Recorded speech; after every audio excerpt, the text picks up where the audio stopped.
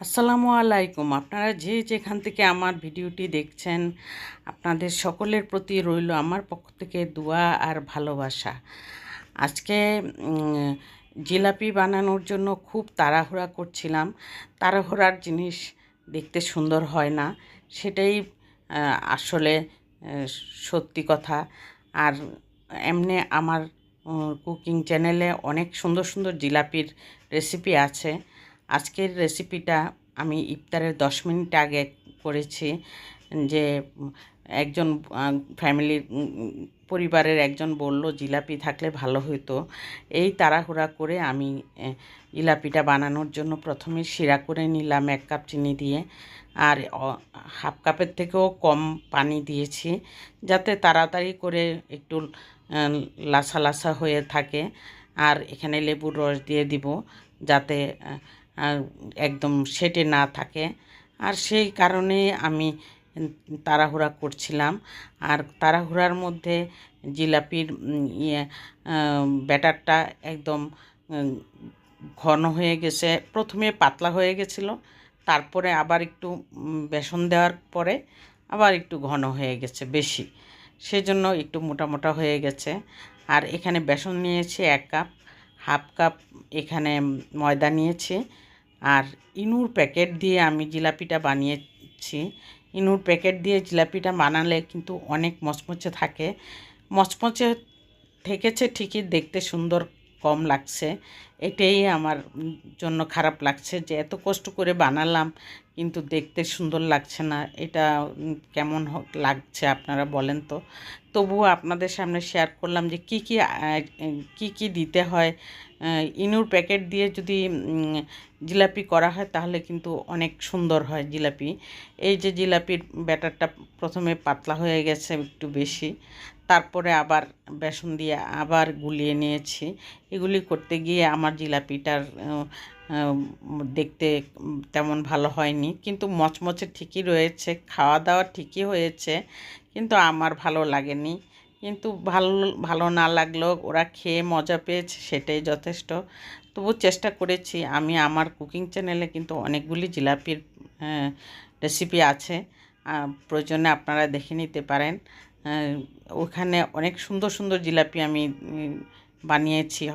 আস্তে ধীরে বানালে যা হয় আর কি, সুন্দর হয়ে আস্তে ধীরে বানালেই সুন্দর হয় আসলে। তাড়াহুড়ার জিনিস ভালো হয় না।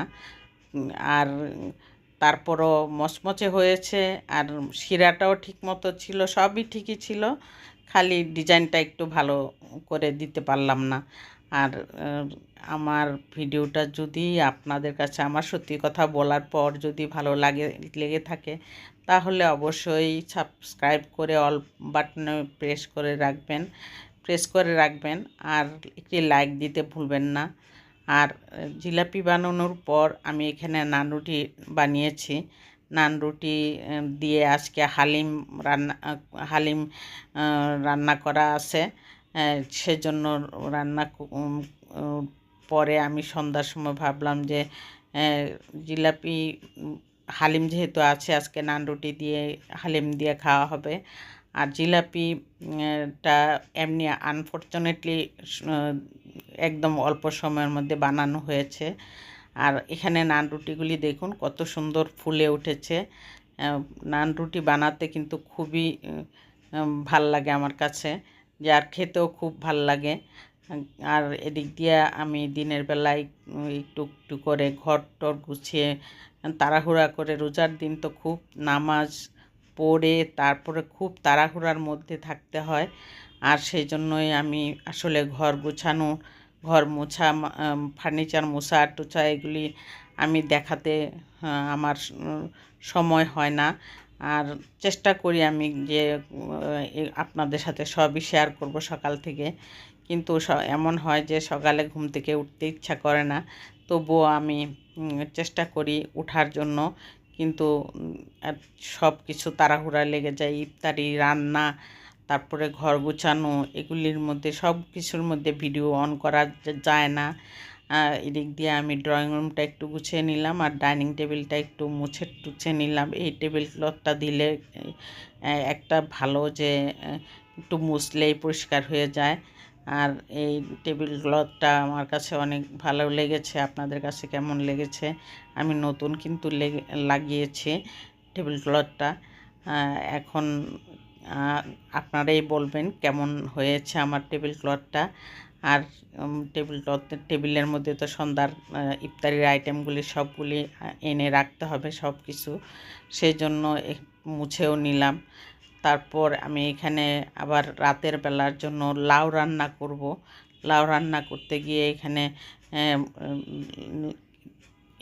মশলাটা কষিয়ে তারপরে আমি লাউটা দিয়ে দিলাম। লাউ রান্না করব।